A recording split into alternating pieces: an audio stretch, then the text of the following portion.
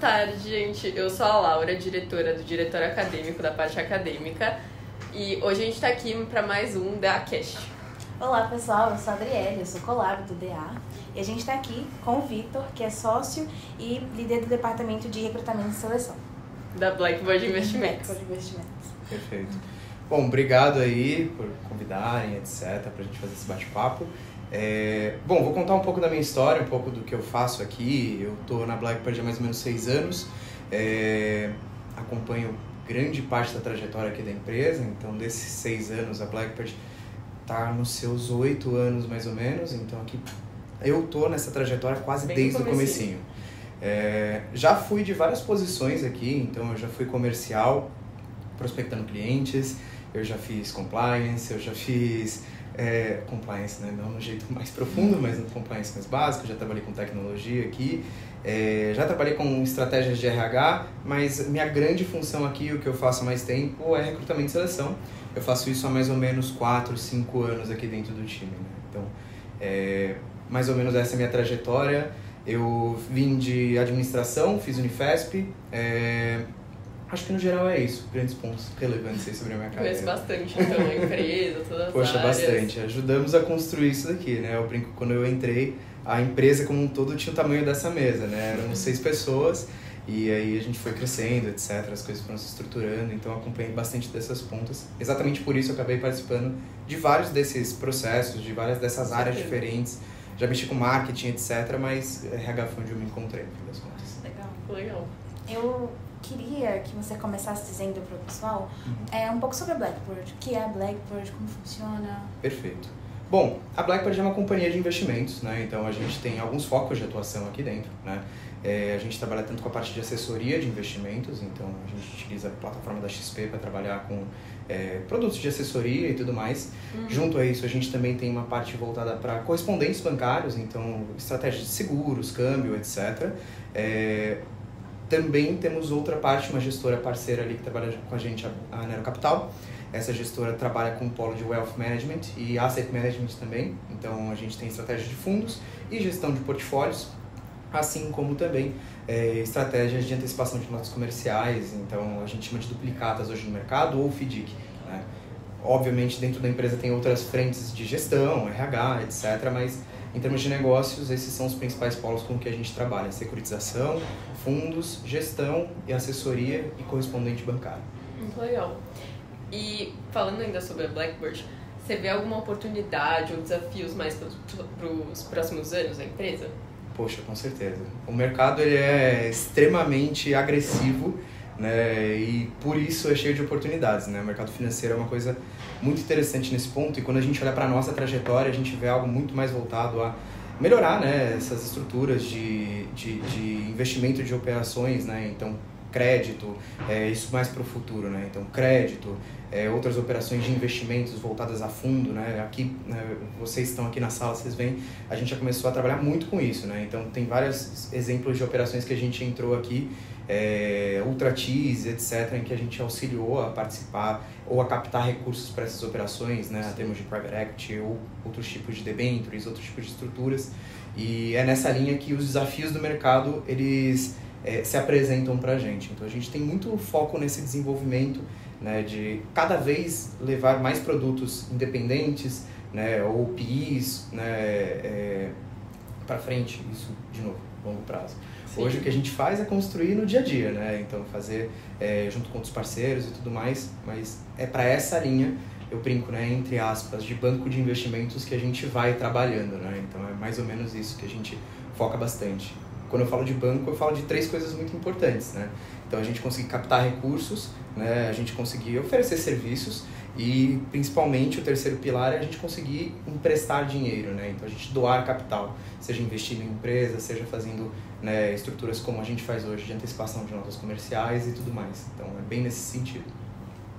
Legal, eu vi que você citou alguns dos pontos que a Blackboard faz, mas qual é o diferencial da Blackboard?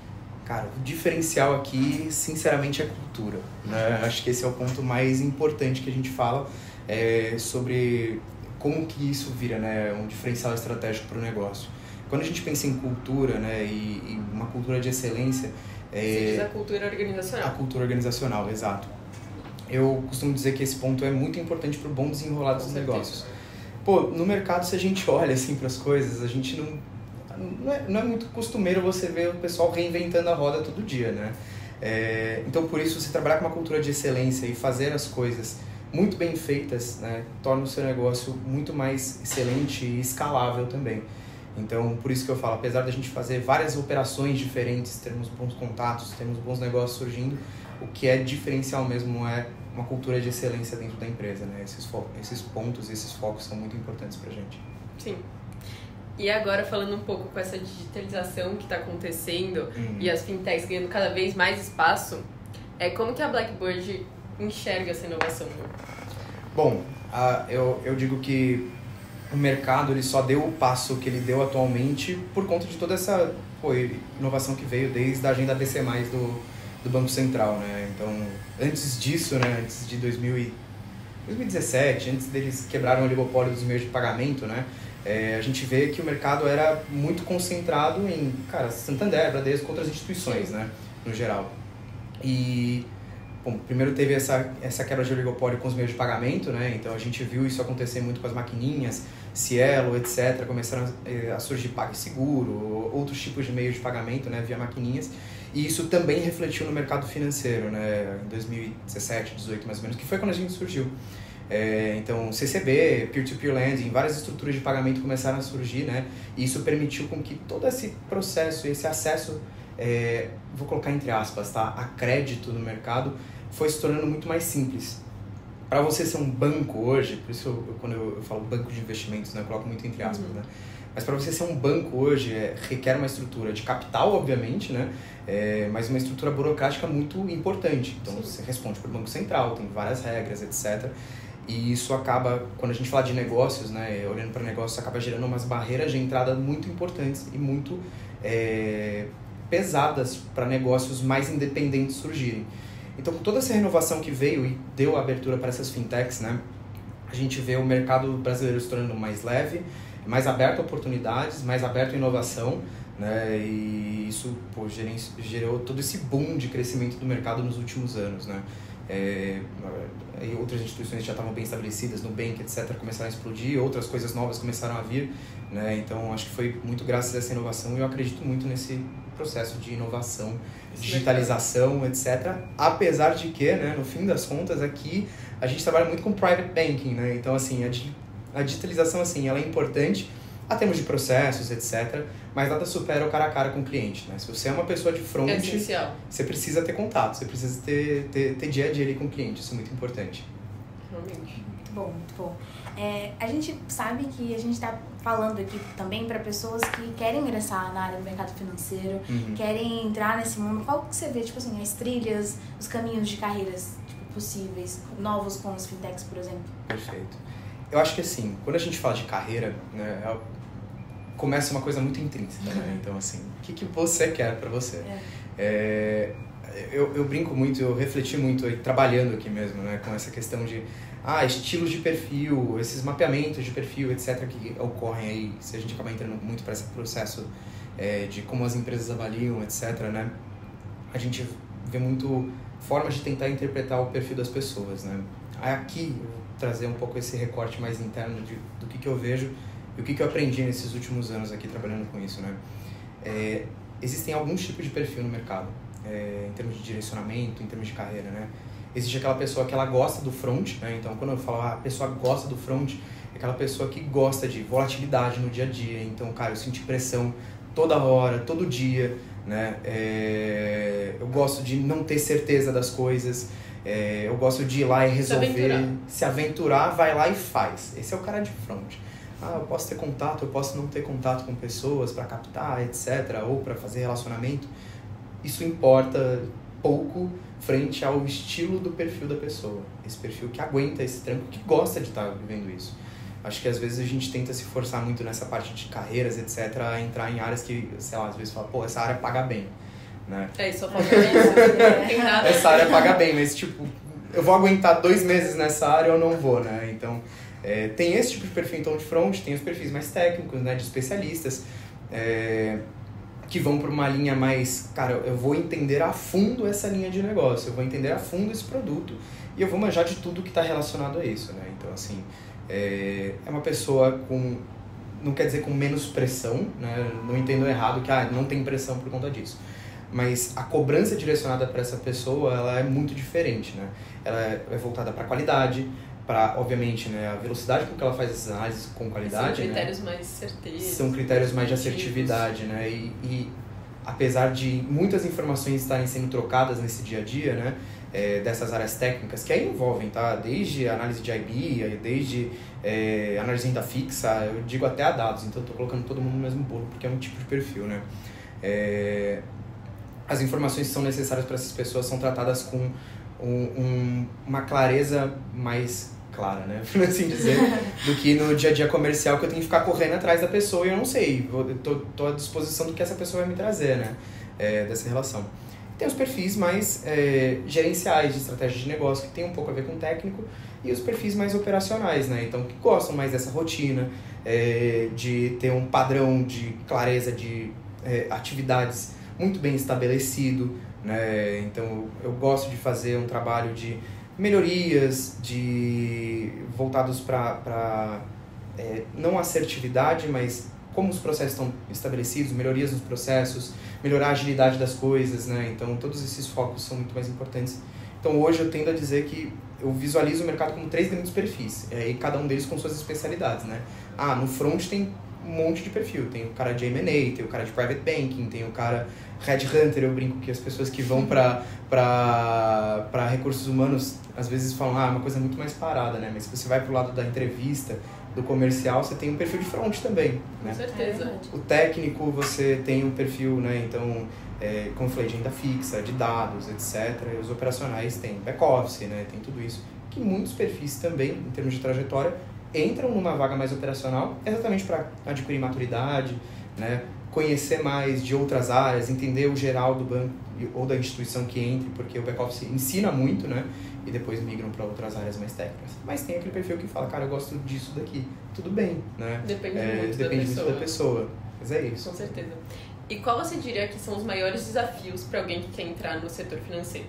Para um universitário que está saindo da faculdade e fala, eu quero entrar no mercado financeiro. Eu acho que a grande dificuldade é o tanto de informação que você tem e que não é tão clara. Eu acho que isso é muito importante. Às vezes, como eu falo, né? Todo mundo fala assim, eu quero ir pra IB. E coloca isso na cabeça. Tipo, cara, eu quero ir pra IB. Aí fica, tá, mas o que é ir pra IB, né? Como é que é o dia a dia de ir pra IB? Aí quando você começa a aprofundar um pouco mais nisso, você vê que o negócio começa a ficar um pouco mais nublado. Eu começo a entender menos.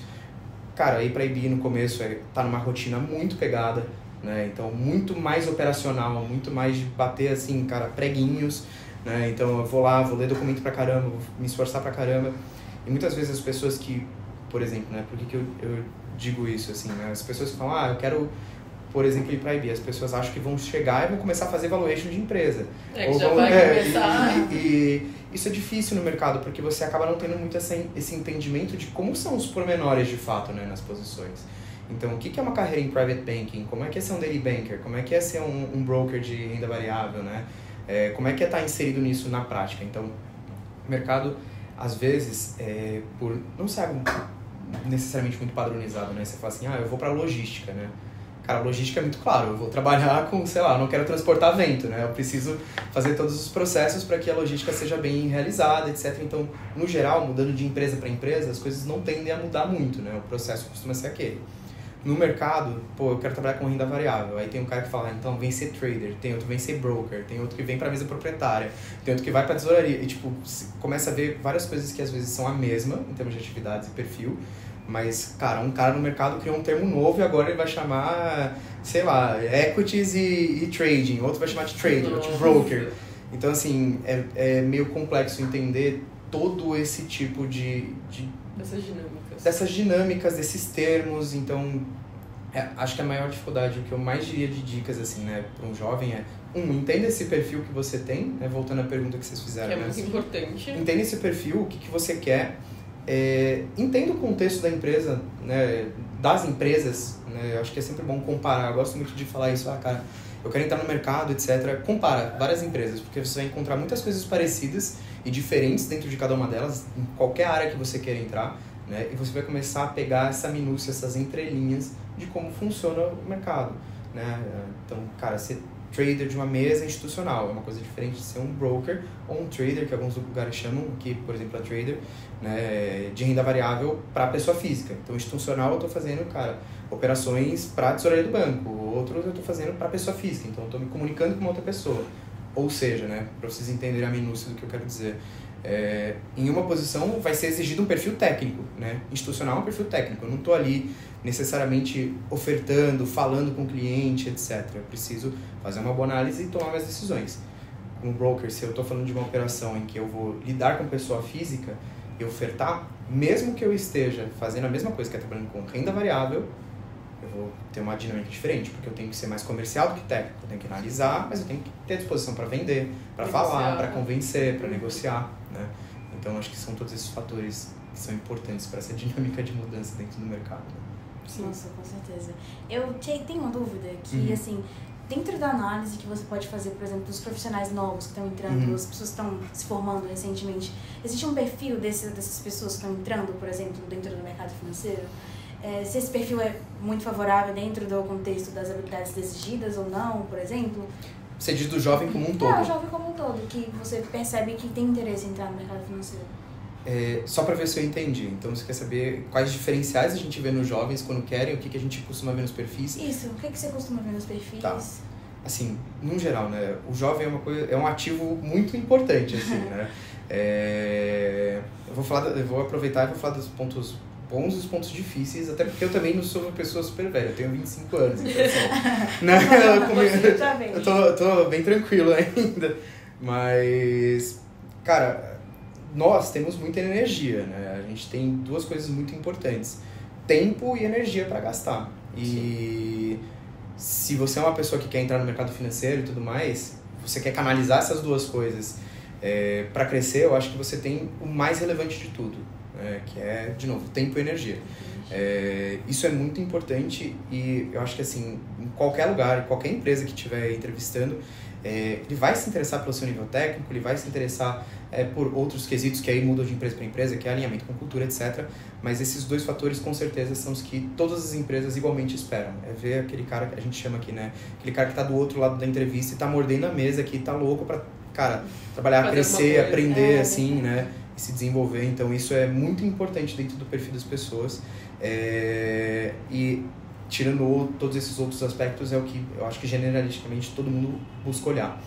O lado difícil, e aí falando de uma questão geracional, é que a gente é uma geração que, acho que talvez por ter sido muito instigada com esse mesmo fator de tempo e energia e crescer rápido, a gente se tornou uma geração muito ansiosa e muito imediatista, exatamente. Isso é um grande problema. É muito difícil, então é preciso demonstrar muito esse foco, essa energia, né? Mas a partir do momento que você se compromete com o lugar, também a termos de uma carreira aí falando mais de longo prazo, né? Porque o mercado, apesar de ele parecer ser gigantesco, a gente brinca que o mercado ainda é um ovo, né? Então, meio que todo mundo se conhece, todo mundo entende, né? Troca um pouco de informação ali. Então, assim, quando você entra no lugar, foca a sua energia em, cara, extrair o máximo que você pode lá, né?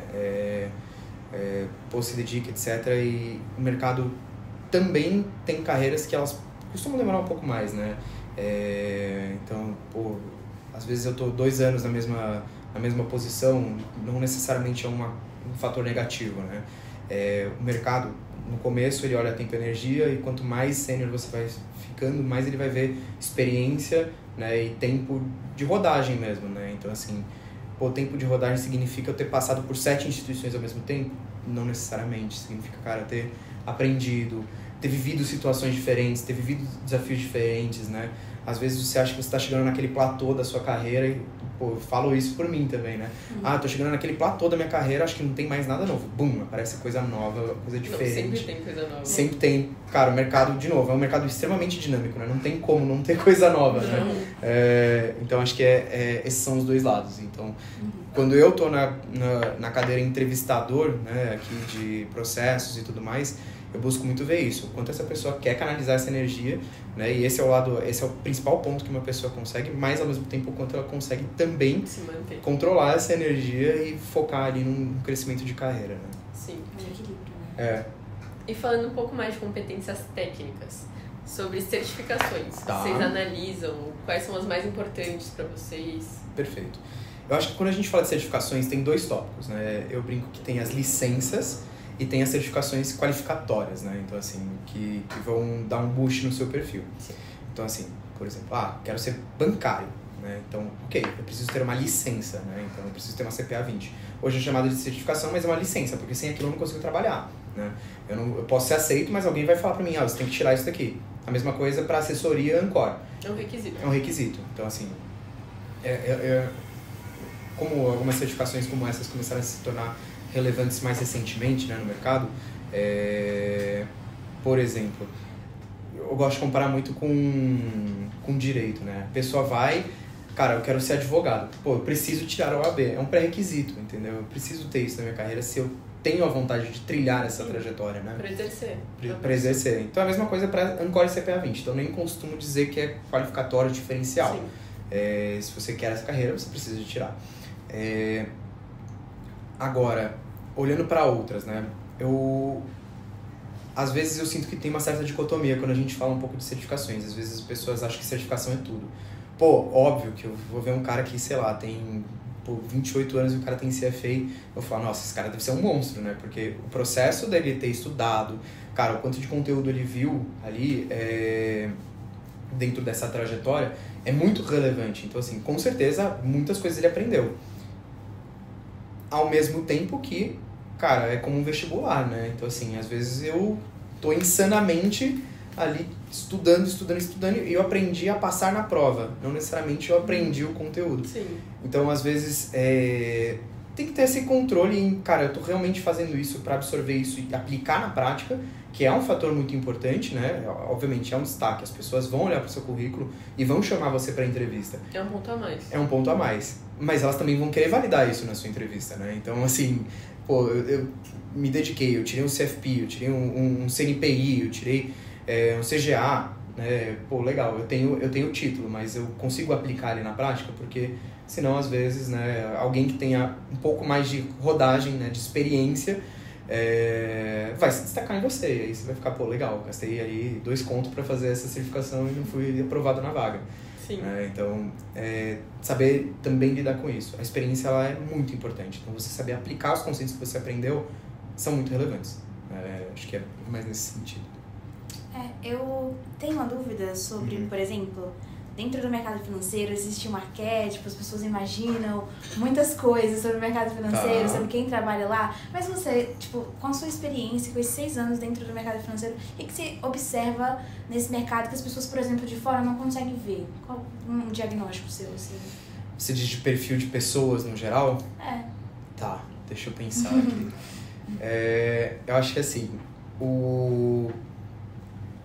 eu gosto de dizer que o nível de profissionalismo exigido no mercado financeiro, ele é alto. Então, assim, por mais que a gente veja, tá, várias instituições falam assim, pô, aqui é home office, aqui cara, 100% home, é híbrido, sei lá, aqui na Blackbird a gente, por exemplo, é super formal, né, em termos de investimento, etc. Mas nem todos os lugares são assim. Sim. Só que apesar de eu não necessariamente estar trajado formalmente em outros lugares, há um nível de corporativismo, há um nível dessa formalidade que é exigida no mercado como um todo. Sim. Porque, cara, sinceramente, a gente lida com dinheiro, a gente lida com valores, a gente lida com bens muito importantes no mercado como um todo, em qual área que seja. Então, assim... tem que ser uma coisa mais... Tem que ser uma coisa mais séria, né? Então, com certeza. Tem esse ponto, eu acho que, assim, uma coisa que é muito exigida no mercado, assim, em termos de perfil, é o se vir, assim. Acho que isso é muito importante. Como é um mercado muito ágil, é um mercado muito volátil, muita transformação, muita velocidade, às vezes eu não vou ter aquela pessoa que vai sentar e vai bonitinho passar todas as coisas. É meio, cara, o geral é isso daqui. Pô, você quer entender mais? Vai atrás. Então precisa ter esse perfil de, cara, se virar, de conseguir aprender, de correr atrás. Isso é muito importante no mercado em termos de perfil. Bom, então vamos lá. falei da formalidade, falei do autodesenvolvimento, né, que é um fator importante. No geral, eu gosto de dizer, tá, que o mercado financeiro, independente da área, você precisa ter um quesinho comercial. Isso é muito importante aqui.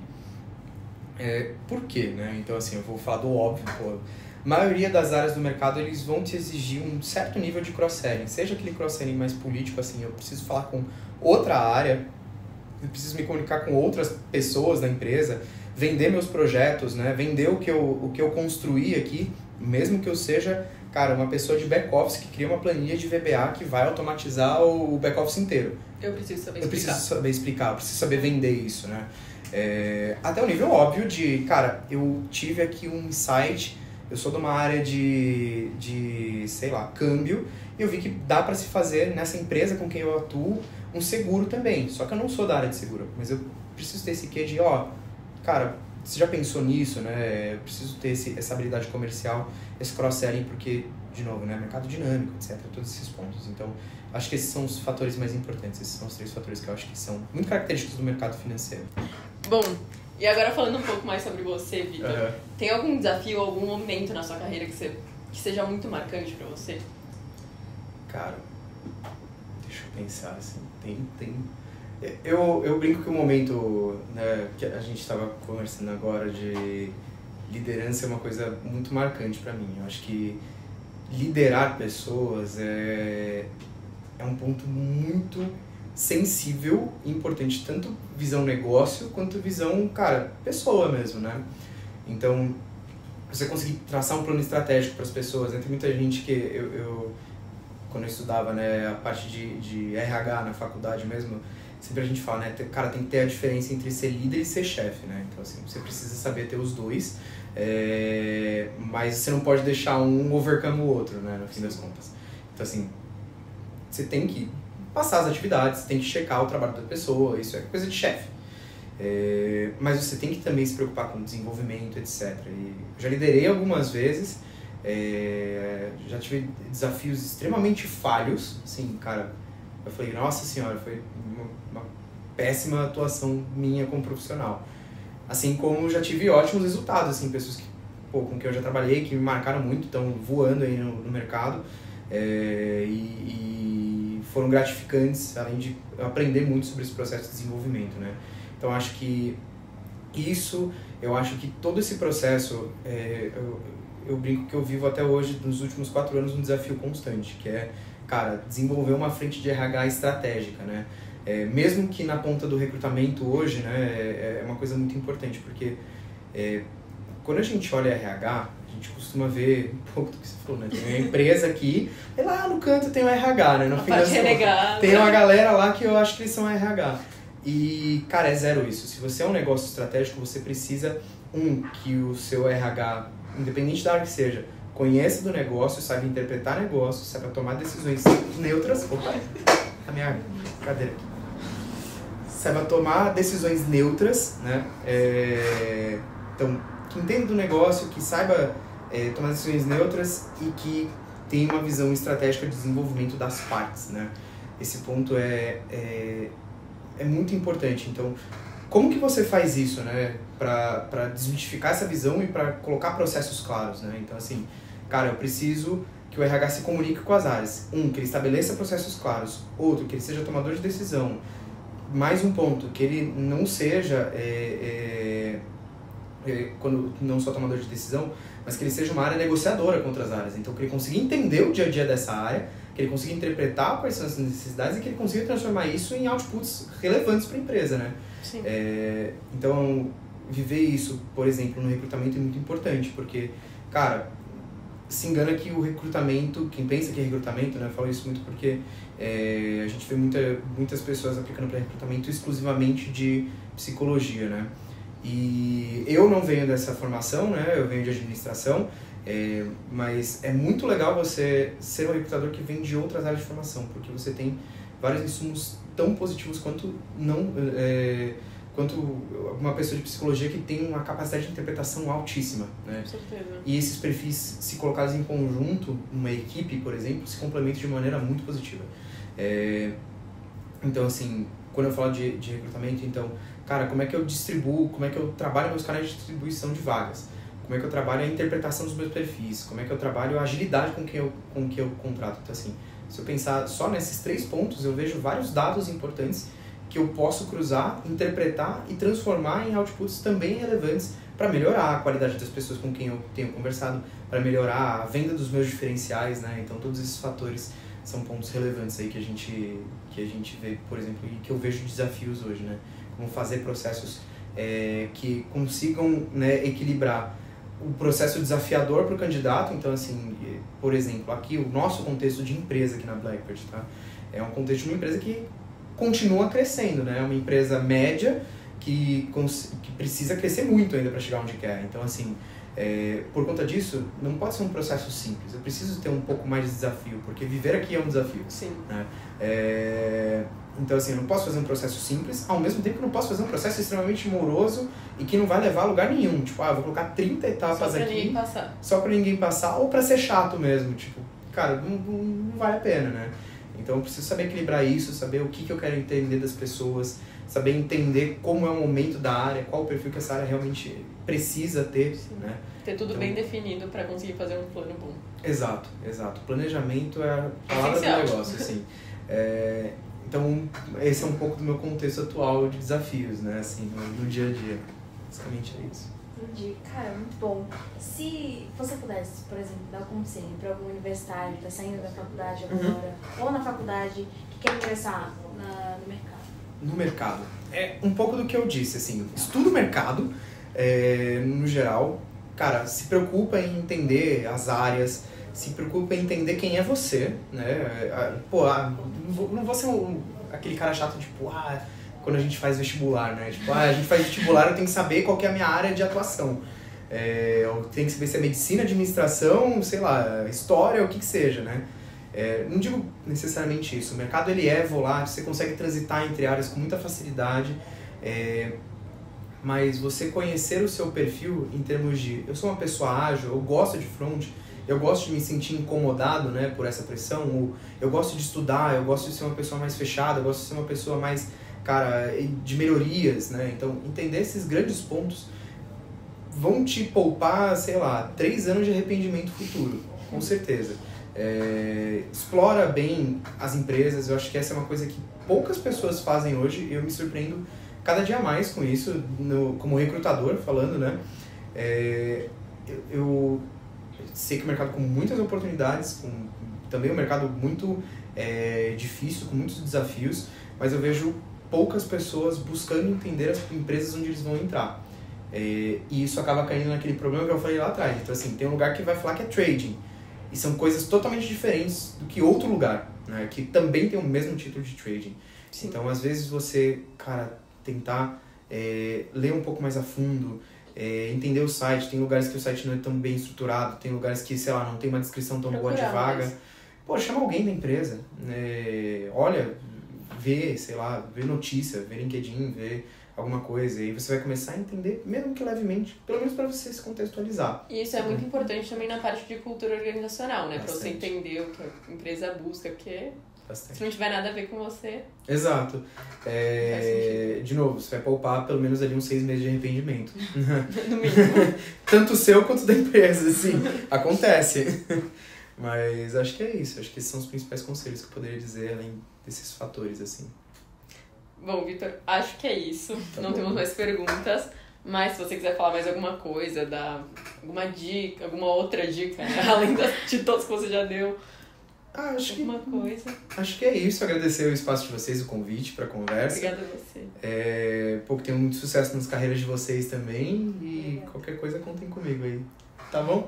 Obrigada, Vitor. E até o próximo DACast. Se vocês quiserem saber sobre a Blackbird Investimentos, tem o site, tem o Instagram, que a gente vai colocar aqui escrito. É isso. Obrigada por assistirem. Obrigado. Tchau, tchau.